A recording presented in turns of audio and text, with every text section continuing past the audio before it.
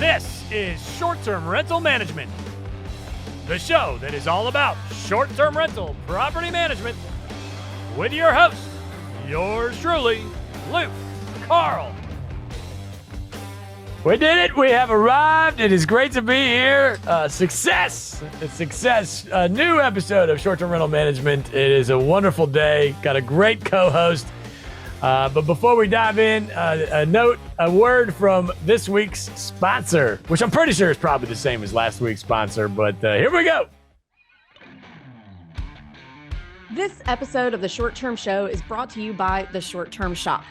30-year fixed mortgages, tax benefits, and long-distance management training made easy are just a few of the perks of owning a short-term rental. The Short Term Shop can help you buy and learn how to manage your property from anywhere in the world. Just go to theshorttermshop.com and click Get Connected. Again, that's theshorttermshop.com, and we are brokered by eXp. See y'all over there. All right, triumphant we are. It is great to be alive. It is a good day for a good day. Short-term rental management. Life is good. And I got my good buddy Tim here coming to hang out, co-host, repeat offender, if you will, short-term rental management. Tim, I got a story for you. So I'm purchasing a home, and it's a little out of my wheelhouse. And I called to get some insurance on the property, and it's in a teeny tiny little town, and so there's 3 insurance guys in town, 2 of which are State Farm. And I called the one State Farm guy. He had the most reviews, and they said, "No, sorry, we can't do that home because it was a farm or something." And they said, "We don't do farms." And I'm like, "Your name is State Farm." And so you get the farm in the first part. You need a farm bureau, I think. Farm bureau possibly. But anyway, so funny thing is, as soon as I got off the phone with them, I got the email with the invoice from the seller of the actual current insurance policy, and you're never going to believe it. It's from the other State Farm guy in this little teeny tiny town that has a Taco Bell and a Walmart and nothing else. So, it just goes to show you, it's all about wheelhouse. I don't even know why they didn't want the policy. Maybe they saw the policy in the system and said, "You know what, we can't do this," and didn't want to tell me the truth, because there's some of that. Maybe it's a person that just knows what they're good at, and that wasn't their, exactly what you said, wheelhouse. Being an insurance agent is kind of like being a real estate agent. I'm a real estate agent, and if somebody calls me up to buy their primary house, I'm probably going to tell them they should talk to somebody else, even though my title says real estate agent. I just found it interesting because, the truth is they sat me through 35 minutes worth of asking me questions and, driver's license numbers and everything else, every which way but loose, to finally get to the point, because they were just reading a script, like reading whatever's on their scroll. We need this, and this, and this. And then they finally Googled the address and, wait a minute, this is not, perfectly going to fit in our little box here. Meanwhile, it actually did fit in their perfect little box, because the guy down the street has the same damn coverage. It just goes to show you, don't take no for an answer. You just got to keep going. And that one could have hung me up, really. Maybe not me, but a new. Yeah, that is the key. And you just got to nail that on the head. If you call State Farm and they say no, that doesn't even mean no for the same company. For the same company, for the same house, for the same policy.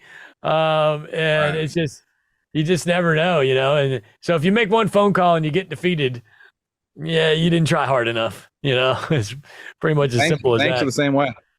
Banks? You can call the same bank and talk to 5 different people and have drastically different answers. Oh, absolutely. Yeah, on the same house. So speaking of, let's catch up with you real quick. You're a real estate agent for the Short-Term Shop. Happy to sell short-term rentals in the Smoky Mountains. If anybody wants to get a hold of Tim, just email us, agents@theshorttermshop.com. He's easy to find. But you're working on a rehab right now, which I think you're sitting in. So give me an update there. Yeah. So we're sitting in the basement right now. This is actually it's a garage. I had a cabin. So it's a detached garage that came with one of the original cabins we bought, and it's been sitting here empty, and it's got a beautiful upstairs that was just bare. And so we're basically making it ADU. So it's going to be like a studio, could be another rental, we're actually going to live in this one for a couple of years, I think. But long term, it's going to put a big value out on the property and potentially be another short term rental. Well, let's talk about this one today. So, I mean, let's get into the nuts and bolts of what has now become an ADU of a rental, not of your primary home. So, how long have you owned the whole property? Probably 2 or 3 years. I don't remember exactly when we bought this one. It was 2 or 3 years ago. And what is it? And we bought it. An interview about this thing. Yeah. So the property, it's right in Wurz Valley, which you're very familiar with. It's right in the heart of what I consider prime Smoky Mountain real estate. And when we bought the place, it was a good deal, but it wasn't a screaming deal. But it had this, and it was just kind of one of them things. We're like, that's down the road. We can do something with it. And so the cabin it was sold as a 3-3. And but it was weird too. It actually had 3 living rooms when we bought it. It had one main living room, and then it had like 2 living rooms downstairs. And the second living room downstairs just actually happened to hit the mold of a bedroom perfectly. So we kind of decided we don't need 3 living rooms, and we ditched the one and we made it a bedroom. It had a window and a door and everything that you need, going outside and all that. So now it's a 4-3. So that increased revenue a bunch when we made that move. And then we've been doing other projects, and this has been, I don't know, it was prime for this year. We kind of looked at our year this year. And we're like, let's finish that off. And we've been anybody that might know us or follow along, we've been living in an RV for 3 years. So when we started this journey and moved to Tennessee, actually before Tennessee, but we moved into an RV and just decided to make somewhere where we could live for a little while and have an office. So I'm actually there's a bay in the garage downstairs that's got an air conditioner. It's got like a P-tack in here, like a hotel. And this is actually going to get, after the upstairs is done, this is going to get rehabbed, and this is going to be an office down here. And there's going to be another bathroom down here. So anyway, project's coming along though. We're moving in probably next week. All right. What are you doing with the motorhome? For now, we're going to sell it. And we thought about keeping it, and it's one of those things where like we do intend to travel still. But honestly, it's bigger than what we necessarily want to travel in. It's fantastic to live in, but if we get another one for traveling, we're going to get a smaller one. So we're going to sell it for now, take a year off of having an RV, and then decide what our next move is then. So why the way we roll, we'll probably buy a big one and move into it. Who knows? Why do you think it had 3 living spaces? Was that an accident, or was it rehabbed before you bought it at one point, or it was built that way? Yeah, it was. I don't know. The downstairs was kind of chopped up, and I don't quite know what their thinking was there, to be honest. Because I mean, to me, it was a bedroom, but when we bought it, it was like a game room. They had a cheese ball couch and a gaming, like a arcade game in there. What's the cheese ball couch? And well, it's just one of those cheap, like a 2-person, like not a gaming one, but like a 2-person, like love seat, but like had the armrest in the middle with cup holders, and they reclined and stuff. Okay. It wasn't a living room. It was a living room, but it was only really set up to seat 2 people, and we had it like that for probably a year. That was the way it was when we bought it. And then it wasn't quite where we wanted it revenue wise. So we ditched all that and put bunk beds in there, and that gained us like almost $30,000 in revenue. So for a set of bunk beds. Well, for making it's queen over queen bunk. So it went from sleeping 8 to 12, and it made a big difference. Well, I just put some bunk beds in my house. That's right down the street from that one, so maybe that'll help me a little bit. But if we decide to move along from living in this garage, it'll rent really well too. I mean, places like this rent like crazy here. So. Oh, your garage. Well, let's go back to the main house. When you bought that, you had a vision, right? Like, did you walk into it saying, okay, this will work, but it does need some tweaks, or did you walk into it at all? Yeah, well, we did it off a video. We didn't live here then, and actually, I was not an agent here when we bought that. And that was actually a picture perfect. Avery talks about this a lot. Buy the ugly house, and that house had fantastic bones, but it had horrible pictures, and it was like beyond decorated horribly. Like it literally had like a 27-inch tube TV. It's got this beautiful, like, couldn't be a more perfect Smoky Mountain living room, with a big fireplace that goes it goes all the way up to the peak. It's like a cathedral ceiling and all that. And they didn't have a TV up there. They had the TV like in literally like a cabinet from the 80s in the corner and then they had all the furniture scrunched in the middle of the room. They had dressers around like the perimeter, and they had quilts hanging everywhere. Like every inch of wall was covered with knickknacks. And so, yeah, we actually saw the video and we're like, man, this is like right. It had sat on the market for quite a while and nobody was biting on it. And we bought it and like filled a dumpster of just got all the junk out of here. And we actually, the furniture was actually nice, but it was so covered up you couldn't even like see it. And we actually reused it all, or almost all of it. And we put we put new beds and stuff like that. And it had all queen beds. That was another thing. When we bought it, it had all queens. And we're like, man, we can put king beds in here, clean this place out, redecorate it. And that's what we did. Now you're a garage guy, and this thing's got quite the garage. Because if it's me and I see something like that, I'm in, and then it's almost a matter of trying to talk the wife into it. How much of it was, just being in love with garages or personal even, Well, that you're right. That's a soft spot for me. You find me, you can show me a 300 square foot house. And if it's got a 6-car garage, I'm in, Oh yeah, me too. But the footprint of this garage is, believe it or not, it's bigger than that cabin. But no, the garage was definitely attractive. And at the time, we weren't living here, and this was property number 3, I think, in the Smokies. So we were kind of like, well, we're at the point where it's nice to have somewhere to store Christmas trees and stuff like that. So that's all we used the garage for, really, was just kind of storage up until now. And it's a massive garage. Like you said, it's actually, this garage has got a basement to it. That's weird. Anybody ever ask about the garage or say, hey, you know what I mean? Like, did you just let them know it's not being used, or were they worried about people being in it or something? Your we guests, have it. Yeah. So we have it. When we started like doing the work, really, we put in the messages that there's a shared driveway with another residence. And we just wrote it because actually a lot of people, like our friends that have come here, like, oh, we thought that was a second house, because it looks kind of like a house. It looks like a house garage when you pull up, and it's big. It's not like it's a insignificant structure, and it's a little ways away from the house. But it does look like it could be a shared driveway. Long term, we're actually going to put a second driveway to the house. It's kind of hard to explain over a podcast, but we're going to put a second driveway in. And it's basically the front yard. Right now, it's like an exposed basement house, and you have to drive around kind of. So the guests kind of park. And then when the guests get out of their car, the first thing they got to do is walk upstairs. And I hate that for them. So we're going to put a second driveway in the front yard. It'll be actually super convenient for them. They'll pull off the road into the driveway and they'll walk right in the front door then. And it'll be a lot nicer for them. And then actually long term, we're actually painting the 2 structures a little different color. We're going to leave one light gray and do one like a darker slate color.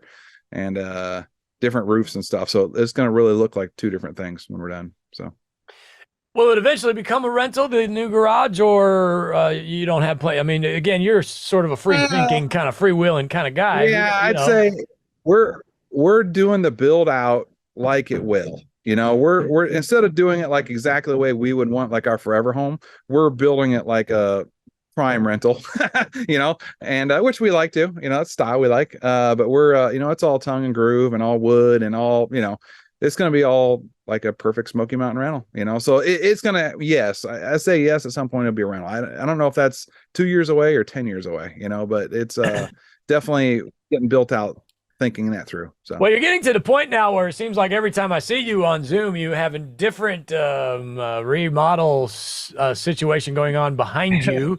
So, you almost have this like, oh, this guy's just crazy. All he ever does is work on houses. And, like if it was somebody who wasn't in real estate, they probably they would just think you were some kind of half homeless nut, but I know what the truth is. And the thing is that you're working your ass off in these houses, and then by the time you're done with it, you kind of move on to the next one, and you do that enough times. Yeah, and then you find yourself living in a damn mansion. You know what I mean? Yeah, the last one we did, we called the Moonshine Mansion. It was the last one we just got done with, and that was a big one. I guess a lot of people don't know, but my background, I did 16 years in construction and construction management and stuff, so I'm pretty well versed with a hammer, if you will, and kind of a jack of all trades kind of guy.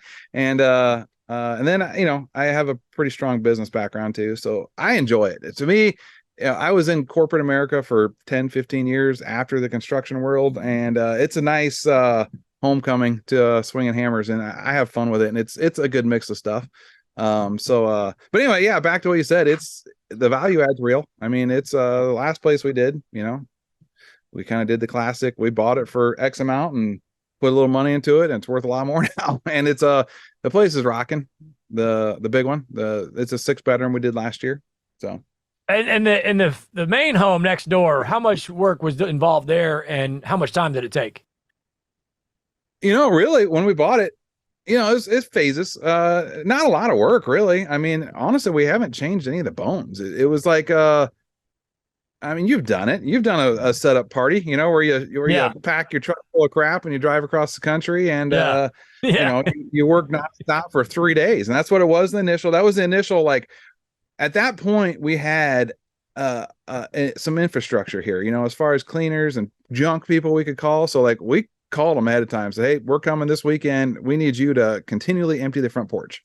And that's what we did. We showed up like after work and like went right to work. Like we drove here 4 hours and started throwing crap outside. And by morning time, the deck was heaping with junk, and cleaners and they showed up and started hauling stuff away, and we just kept going. And by the end of that weekend, it was renting as a 3-3. And then I don't know, it probably went like that for like a year or so. And then when we moved here was kind of when we decided to make it the 4-3. And that was easy. I mean, that was just a simple, like carry that couch outside and put it in the garage, and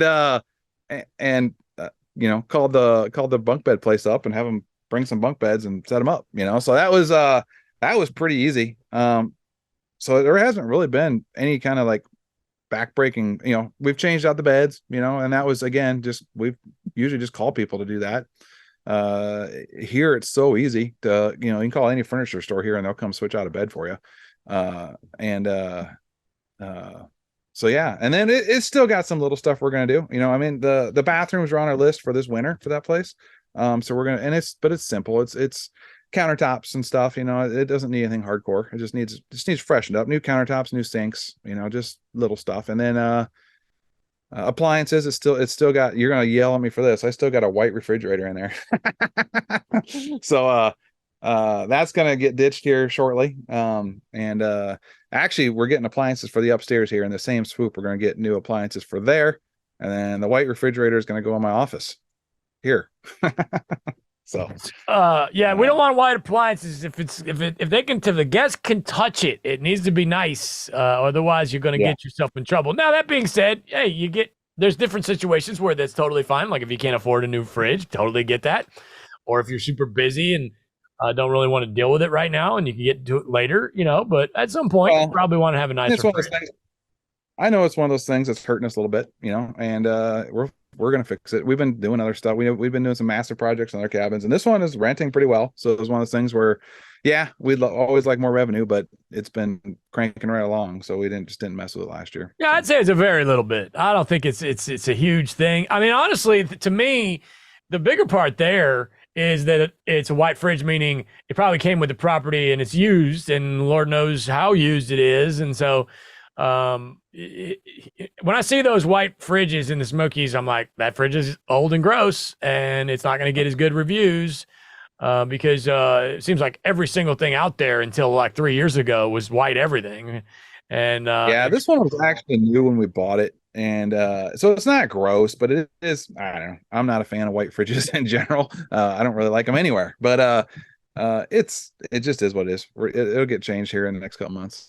So how much? So it sounds to me like the main house was pretty typical. Just set it up, the whole cabin party and get it rocking. Not a huge heavy lift. Yeah, no, nothing big there. So okay, but the ADU, also known as the garage, walk me through what it looked like before. Well, start with that. Let's start with the before. Yeah, so the guy I bought it from had done a little pre-planning too. He was pretty handy dude. He actually owned a plumbing company. So, and again, I kind of saw this when we bought it. I didn't kind of see it. We very much saw it as opportunity when we bought it. So this thing already had power ran out to it, and it already had a pipe stuck through the floor that was hooked to the septic tank. That's it. It didn't have any. It didn't have any. No plumbing ran, no Where electrical was it? You make ran. it sound like it's in the middle of the damn house. Where was the pipe? Yeah, the pipe right along a wall Yeah, is in a where it's wall. supposed to be. Yeah, exactly where it should be. Just So a it was like just 4-inch stubbed up. PVC clean Foot. out. Yep. Yep. Sticking out through the wall with a cap on it. And so that was there. And the electrical panel was there. And the wires were ran from the house to the garage. And there was some bait, the garage has outlets and a light switch. So if you're drunk so and very, didn't want to very, go all the way outside, you could just utilize that pipe that's sticking out of the ground if you wanted to. Sure. Yeah. You could just feed down the pipe if you like. And not saying it's been done. I mean, it is a construction site. Let's be real. Oh, Lord. Here we go. Yeah. That was the first thing I did was put a toilet in. Anyway, so for a while I had a toilet sit in the middle of the room. That's awkward, but so anyway, it was like there was no water, but he had again, when he poured the concrete and everything, it's got a nice concrete driveway, and this isn't got a basement, which is odd for a garage, but it's like the basement's not the whole size of the garage. It's basically like a 10-foot by 40-foot strip under the garage, along one wall. And he had roughed in pipes, copper pipes in the concrete. Basically, he had to set up to put a hot water heater down in that basement, and then had the pipes kind of roughed into the main floor. And so anyway, I had to dig a trench from the house to the garage to supply water to it, and then put a hot water heater down there. And actually, he even had like conduit poured in the concrete going from where the panel is, electrical panel, to down that basement so you could run a wire for the hot water heater. It was pretty well thought through. So it wasn't, it's been a lot of work, but don't get me wrong. We had to completely wire and plumb, and it's like building a house upstairs. It was bare. There was a floor, a plywood floor, and that was it. And so no walls, no plumbing, no electrical upstairs at all. So did all that. Okay. So how did we come up with the design for the upstairs? Where did did you sit down with a napkin or? Yeah, I mean, basically, I'm a graph paper guy when it comes to that. I've got a big old pad of graph paper. You know me a little bit. I'm obsessive, and when I get thinking about crap, I like to, just like you with your yellow tablet. I'm sure it's sitting there right in front of you. That's the way I am with floor plans. I love drawing a floor plan. So I did that every place we do. I don't know. I learned a long time ago that don't be afraid of ripping out walls, because like they're easy. The floor plan you don't want to compromise on a floor plan because it screws up the whole thing. So I like to just, what's the outside dimensions, and start drawing from there. And I'll draw 4 or 5. And then usually I show it to my wife, and she's not great at looking at that, like a piece of paper with lines on it and really getting what it's going to look like. But she kind of gets it, and she's really good like once the walls are up. So kind of what we do is we start there. Once we kind of agree on a piece of paper, then I tape it off. I literally just go up there, masking tape, and tape off, this is where the bed's going to be, this is where the bathroom wall is going to be, and I'll like hold shit up for her so she can kind of I'll hold up a piece of plywood and say, imagine this is a wall, and then we tweak it a little bit or whatever if we have to, and go to town. How many rehabs of this capacity would you say you have under your belt? It's weird because, again, I worked construction for 16 years, so I did tons of massive stuff back in those days, but they weren't really I was doing factories and big, foundries and huge stuff. We had to use a crane to do anything. And I've done hundreds and hundreds of stuff like that, but actual houses, not really that many to this capacity. Maybe, I don't know, 4. Something like that. I worked on race cars for 16 years. Yeah, I mean that's it too. I've that whole world. I've built a lot of, like 100 and some cars. Yeah. So built race cars. Back in those days, I was a fabricator, and I was more of a working on metal than I am working with wood. So I'm used to welding a lot more than I am hammering nails.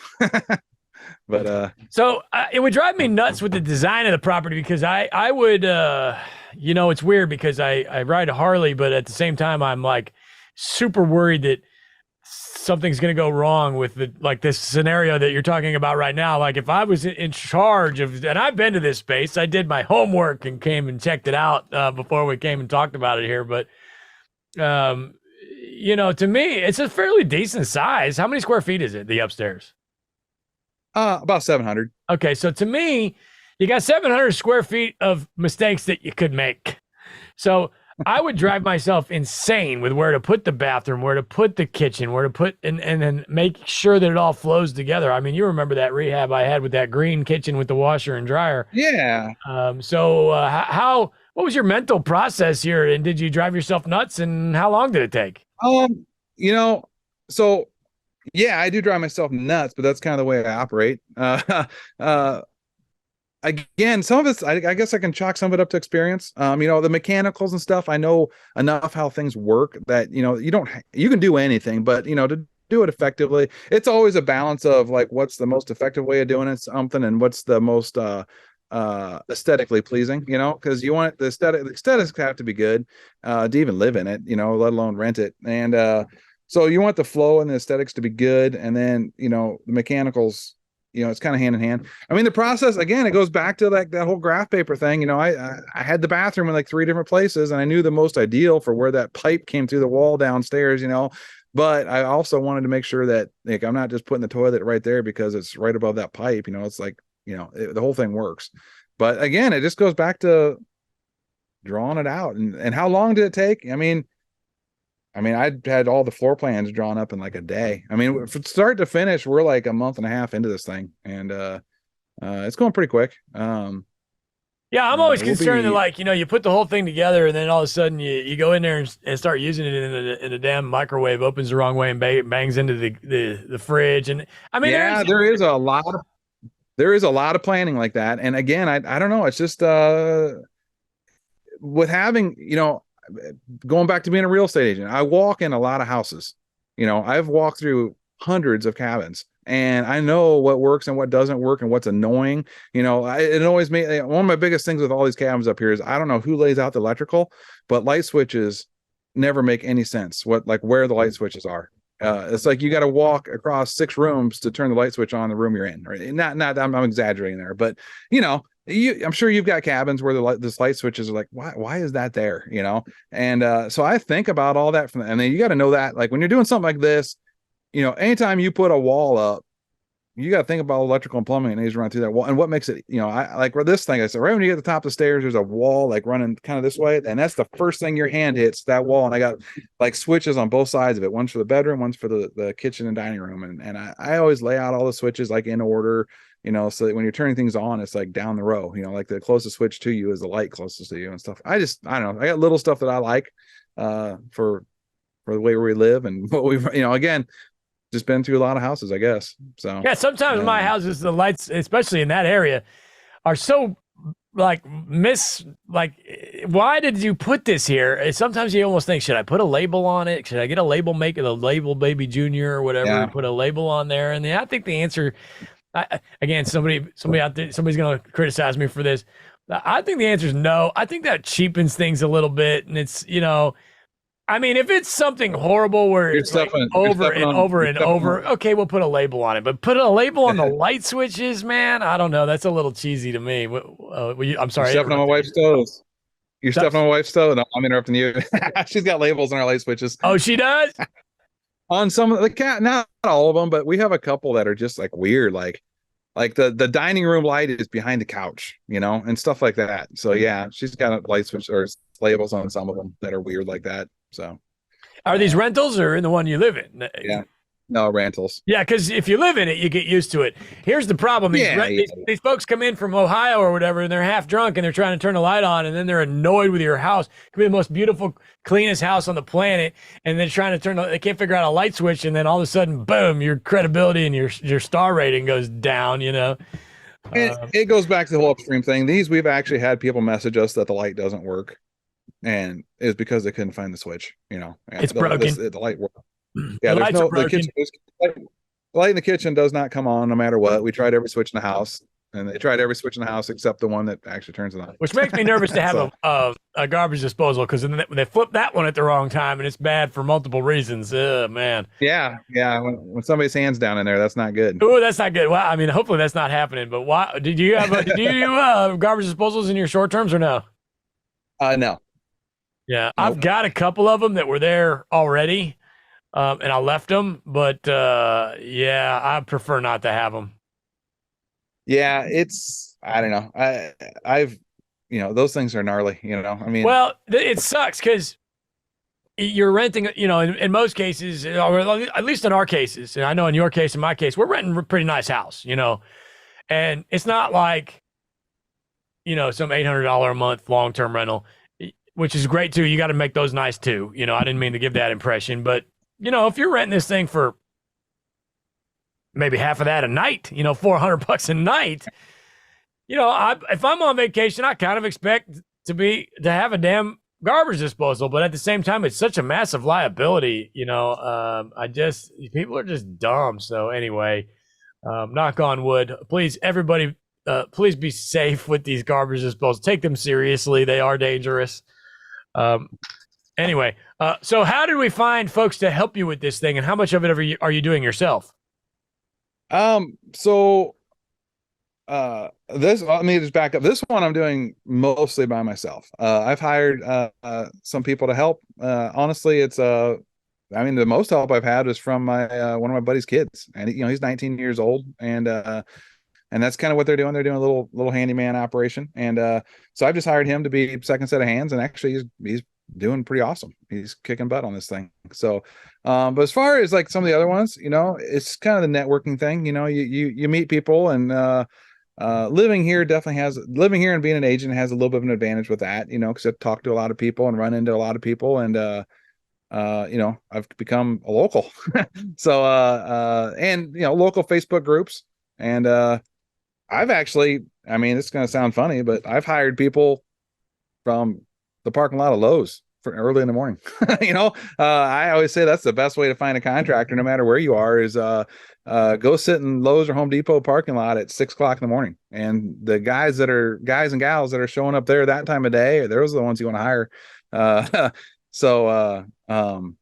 I think average Joe doesn't even realize how early the box stores open, and they open that early for a reason. These contractors have to go over there and get all the stuff they need so that they can get to the job site. And then Absolutely. They can get to the happy hour, at 3 o'clock in the afternoon. But and I'll tell you, those people are there all day.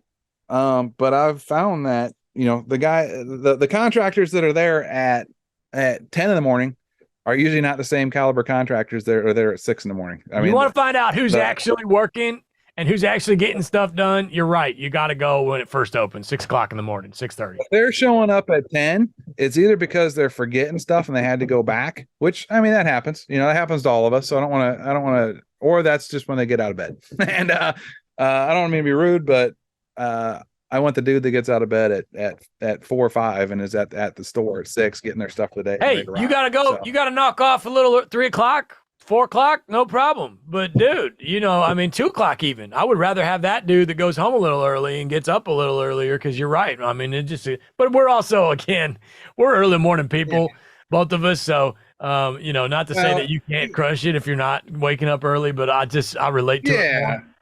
Yeah. Again, these are just generalities. I'm sure that there's exceptions to every rule, but again, I've also walked through these stores a lot at that time of day, and I've walked through them a bit midday, and even the way you watch what's in people's carts and what they're buying at 6 in the morning versus noon, and it's at noon there's a lot of everything fits in a cart. It's a lot of flowers and whatever, and it's more homeowners, and anyway, I'm rambling about that. Well, and talk to them too. If you're over there at 6:30 in the morning, these guys are go-getters, and they're probably very yucky type dudes. It seems like they are. Every time I go over there at 6:30 in the morning, you can't shut these guys up, Dude, the checkout line can be awesome. I mean, you can legit get every contractor you need by staying in the checkout lane and being chatty, buy them a freaking candy bar. Seriously. It's like, whatever. And the parking lot, I've helped dudes load stuff before, like they're out there like loading up 2x4s. Like, hey, you handle that real quick. You end up chatting with them for, and then you got a phone number, and heck yeah. And we come over, and, next thing you know, we're cooking pork chops and planning our next project, Pork chops? Well, I'm from Iowa, so we like our pork chops. How are you cooking your pork chop? Are you grilling it? What are you doing? Yeah, the grill. All right, way off topic. If you want to buy a short-term rental in one of the best vacation markets in America, you're looking for the Short Term Shop. They are the experts in the vacation rental space. Their team of realtors are fantastic. If you use the short-term shop to buy your home, you'll have access to free classes with me to teach you how to get your property up and running. Join us at theshorttermshop.com, brokered by EXP. So basically, you did most of it yourself. You had your buddy's kid helping, and what's he doing? Are you guys? Is he just like right hand man kind of thing, or? Yeah, he was mostly, but he's helped me before on some stuff, and he's actually pretty good at flooring. So he's done a bunch of the flooring by himself, and he's up there right now. He's hammering away above my head if you can hear it. But hanging all the tongue groove and stuff. He's been my right hand man. 16-foot boards on the ceiling. You got to have two people. So he's been my right hand man, and it's awesome. That's another thing I love teaching. Especially I got a soft spot for the trades and kids and stuff like that. So it's like anytime I can help a kid learn how to use a tape measure and put some nails in, that's awesome. So you're making it sound so easy. What if I'm like a school teacher and I don't live in the area and I wanted to do something like this? Would you say that I can't accomplish that, or what? I mean, because you're in there swinging hammers and you have experience and you're making it sound like it's a cakewalk. So let's say I'm a regular person, what do I do?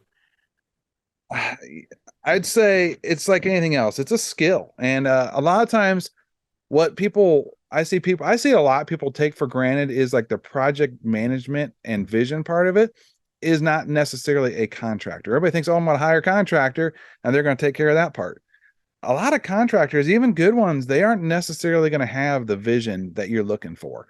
So you either need to hire somebody to, if you can find somebody to project manage and has the vision, that's ideal. And there are people here that do that. There's companies here that do that, and you can find them on, Facebook groups. Go on. Facebook groups are so powerful anymore. It's, it's not like being a local, but it's a close second, to use these Facebook, and that's what we do with our. But it is an art. It's an art. I mean, here's a perfect example. I was looking for a foundation guy yesterday, and there's like 16 people recommended this one dude, and I was like, oh, this is the guy. So I called him, didn't answer. Called him the next day, didn't answer. His voicemail sounded like he was, probably like up there, like older, which is not a problem. But if you're working on foundations and you're 90, you're probably not doing it as much anymore. And so there was one other recommendation on there, and I called him, answered right away. We had a wonderful conversation. I really got a great vibe from him. So, even these Facebook groups are an art in that, maybe it's just a small thing as calling every single person that they recommend. Because if you call the one guy that everybody recommends and he doesn't, answer, we're going to quit. I went and I dug deeper and I called the other guy, and we actually had a great conversation, and I should have done that from the get-go.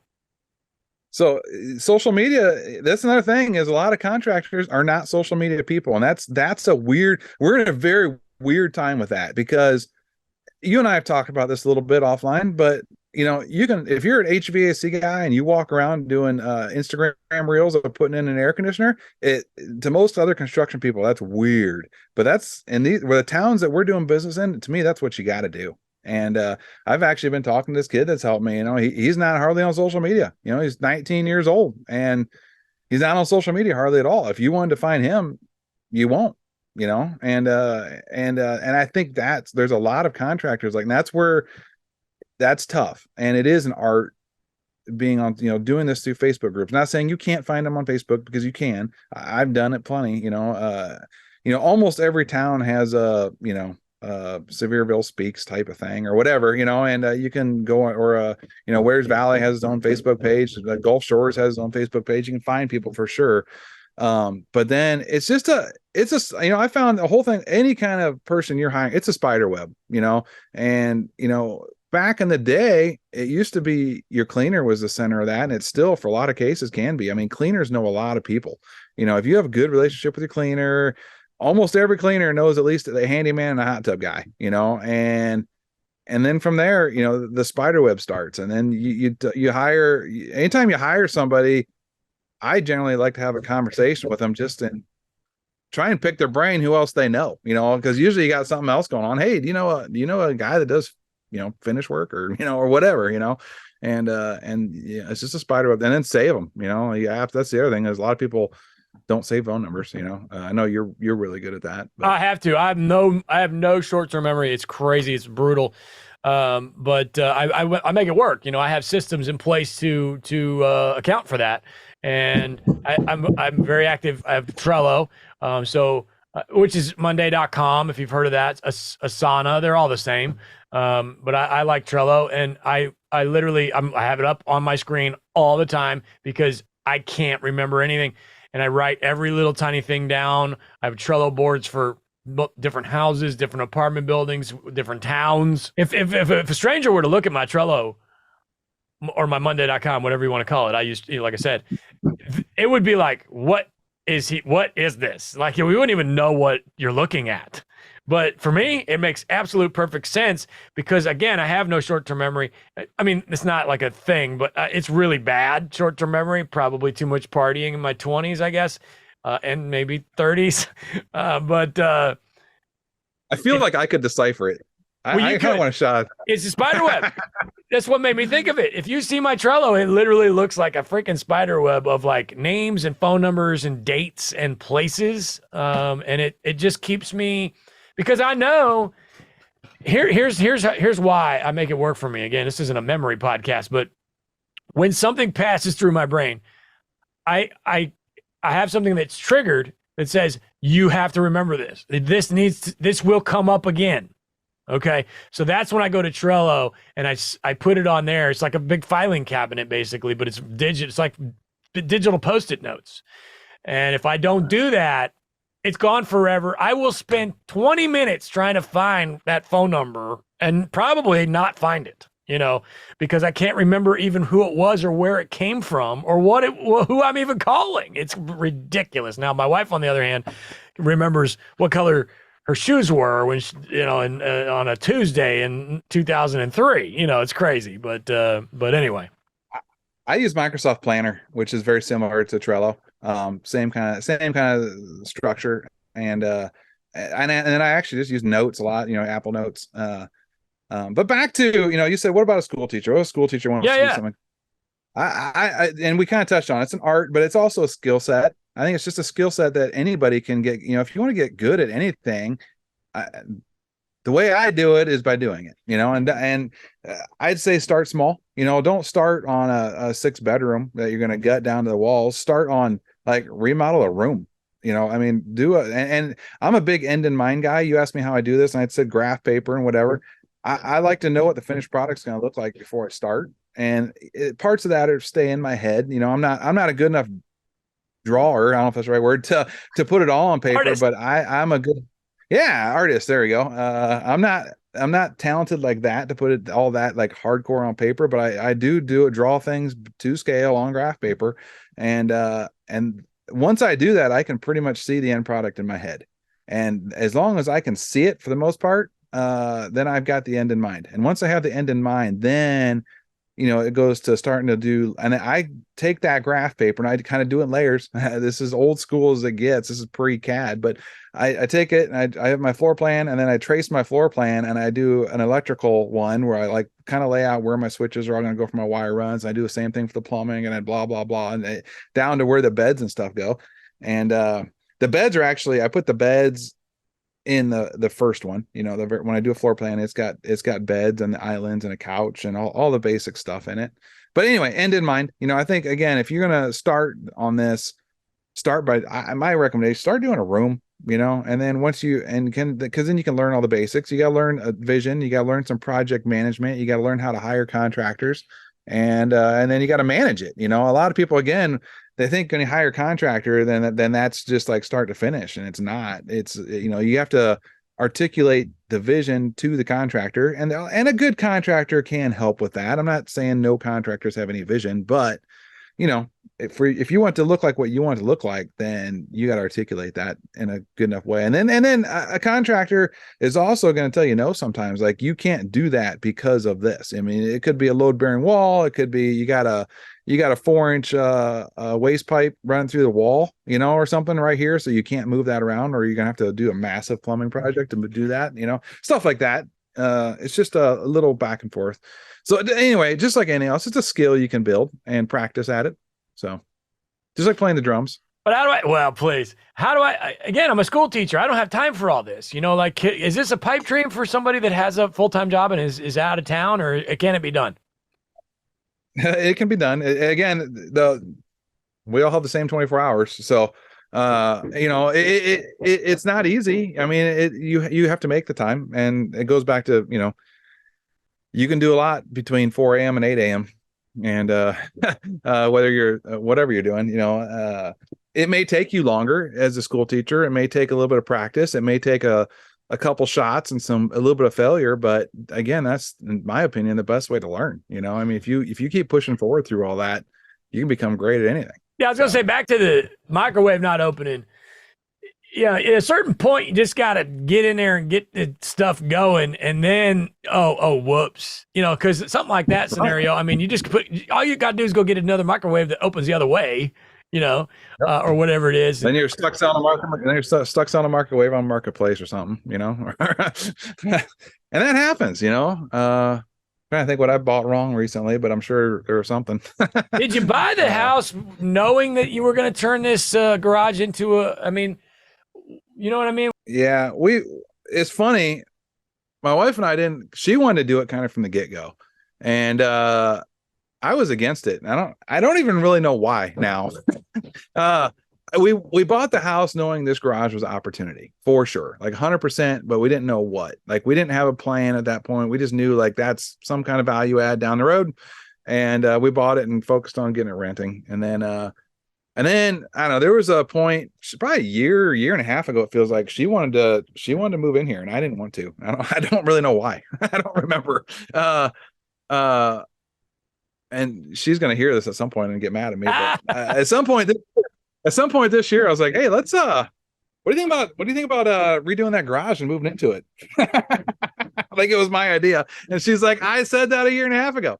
And so anyway, she wanted to early on. I did. I think I don't know. I don't know why I didn't want to. I think it had something to do with like being next to our guest. That was weirding me out, and now it's not. And I don't know. Whatever. How I changed my mind. So anyway, long story, we did not have a plan from the get-go other than that we saw it as value-added opportunity. If I wanted to rent this thing, how big is it? What can I get for it a year? I mean, you can increase your gross income on this property by probably 35 grand. I think 40 pretty conservatively on this. If we rent it out, we could do 40 grand, because it's going to be nice. I mean, we're doing it. I mean, it's a caliber, we're going to live in it. So it's going to be as nice as some of the nicest stuff up here. It's going to be all nice granite. Yeah. So then how long, just knowing you a little bit, dear, how long are you going to live in that thing knowing that you're sitting on 40 grand a year? That's tough. It is tough, but it's not cheap living here either. I mean, I spend whatever, it's not cheap to live here. So I don't know. You have to live somewhere. You got to live somewhere. Right. Yeah. You got to live somewhere. And my wife and I, you've met both, us both. I mean, we're not normal, I'd say, but I don't know. Who knows? I don't know how to answer that other than I don't know. We don't care. 2 years come along, we could buy a fix and flip, or a live and fix. I don't know what you call it. Live in rehab. That could happen tomorrow. I mean, if I come across the right property tomorrow, this place is getting rented tomorrow, and we're going to go live common? Back, Is this common? If I want to buy a house in the Smokies and put an additional rental on the property, can I do that? I know the answer to that, but I'm asking you. Yes and no. There's you do see houses from time to time that have garages attached and detached. I think it's more common to have a garage with an attached garage, house with an attached garage that you could turn into like a game room, not necessarily an additional or bedroom or something like that, because as a rental up here, for the most part, you don't need garages. I mean, I've seen some higher end ones that actually have garages they rent, but that's not really the norm here. So a garage is just kind of wasted space as a rental. So I do see from time to time, like primary residences that have been converted and they have a garage that's just sitting there empty. And to me, that square footage is just screaming for something, I think more often adding a bedroom or adding a game room is very common. Detached garages, it can get sticky depending on where you're sitting at septic wise. luckily, excuse me, this one was set up. They had already planned that, and it had some additional septic work done to it to plan for the garage. So you that's the big thing. A lot Did of they people expand the think, septic system? Did they make it bigger, or they just added on, put a pipe to it? They expanded on this one. More field So line. this one's got more field line. So it's got a big tank, the normal 1,000-gallon tank, and it's got additional field line. And that's even that's not a given. You have to do some, if you're going to buy a place planning on doing this, there's some due diligence you need to do. I mean, septic is the biggest, I'd say, because up here you're not just guaranteed you can build the biggest septic you want. I mean, you have to have enough dirt to do it, and you have to have the right dirt, and you have to have a space of reserve and everything else to do it properly. Yeah, 1,000 is big. That thing's got 2 lids on it. I learned that recently. If it's 1,000 feet or bigger, it's going to have 2 lids. Yeah, 1,000 gallon. Gallon. And Yep. Mine has 2 lids, and it's right between the house and the garage. And again, the guy that I bought this from had this. They lived here. This was their primary residence, and they built this garage as I don't know what they were going to do with it, to be honest. But and then they built a house 3 doors down, there's a massive house 3 doors down that's theirs. So they kind of ditched this project, and then they rented just the cabin and this garage. I mean, this garage is 20 years old. It's been sitting empty for that long. And it's just one of those things. Again, this place sat on the market forever, and it was ugly, and the pictures were horrible, and it was ugly. And I don't know, we finally we passed on it a couple times. Honestly, we saw it and we're just kind of and then finally sent Julie over here to do a video, and we're like, why have we been passing on this? So I've been through that many times where my very first cabin that I purchased, I was under contract on probably 7 before that happened. I passed it over 100 times, and it was the same thing. Ugly, nasty pictures. There's only 3 pictures. Somebody living in it at the time, which was rare. Was still rare. And it is honestly still, I mean, again, it's the longest running Airbnb in the Smokies, and it's changed my life for the better. And it was the exact same thing. I didn't, it was took me 6 or 8 times looking through it to even get my attention, so it's funny though. The ones that are supposed to be in your life, it just happens. It happens. It just and if you're trying to force it, a lot of times you just got to let it go. It's kind of like dating. Yeah. Our first cabin, I mean, it's a cool piece of short-term shop history. It's the first cabin Avery sold as an agent to a non-family member or friend. It wasn't to me. Like a normal client. It's the first one she sold as a normal client. I was actually the second person within the short-term shop to own it. And I think we'll keep it up forever. We love that cabin, and that's our next big rehab. We've been slowly kind of tweaking away at that one, but it's getting a bunch of love here coming up. The lady that bought that was a guest in one of my cabins, and she bought that cabin with Avery's very first transaction ever. And we were like, oh, this is so cool. We can tell our guests that we sell these things and they're going to buy them. And that never happened again. Thousands and thousands of houses sold, never to a guest. That started it all. Yep. Well, anyway, great to see you as always. I'm gonna jump back one more time before we cut this off. We keep talking about somebody doing this. I want to help that. So another thing, how to start, being a beginner trying to do this, is hiring the right general contractor. We talked about contractors, but there's all different kinds. A general contractor. I keep talking about somebody that can project manage and vision. That is a general contractor. And the vision part, some are better than others, but that's another great way to start, is getting a good, and it's going to cost you a little more and whatever, but it's worth it to get your feet wet and go through the process, and you got to learn the process, because it can, you're talking about microwaves that open the wrong way. That can be like a snowball effect that is horrible, and it can turn a lot of people off. There is a lot of planning that goes into making something like this a seamless process, to make all the doors open the right way, the switches in the right spot, all the stuff, it's a big process, and a good general contractor can help a lot with that. And they do exist here. Hit up the Facebook groups and ask, because there's definitely people doing projects like this up here. There's plenty of our clients that have done add-on game rooms and converted garages and stuff like that. So just ask, and don't be afraid to say you're a beginner and that you want to learn, because people are a lot more receptive to people asking questions than somebody that acting a part they're not, so I love anyway, it. I just love want to it. throw that. You got any books you've read lately that you enjoyed? Gosh, Or you ask me podcasts? that every Books time. or podcasts recently? Man, you put me on the spot. I forgot to be prepared. That's I don't. okay. I'm gonna say no. I got a couple. Let me see. What do I got here? Me. I have been You sent me one that listening- I haven't read it yet. The mountain one. Yes, What that it? was great. I'm going to save that one, but I'm reading one right now called The Molecule of More, and it is absolutely wonderful. I'm only about 4 or 5 chapters in, but I'm not going to give it away. It's great. I highly recommend it. Highly recommend it. My wife and I are on a journey of reading the Bible cover to cover this year. And that is eating up a lot of my normal reading time. And I'm not complaining. I'm saying that's a bad thing, but a lot of my normal book reading has gone to the wayside. While Can that be done in a year? Yeah, Can. It can. Yep. It's we're following a reading plan that's a little bit every day, but it's a lot. It's a lot to process, and it's a lot of reading.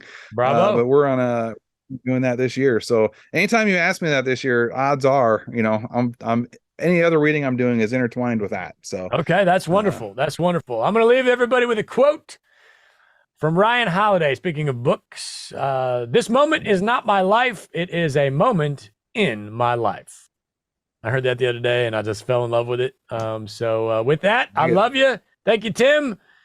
Thanks for hanging with us here. Short-term rental management, and don't overthink it.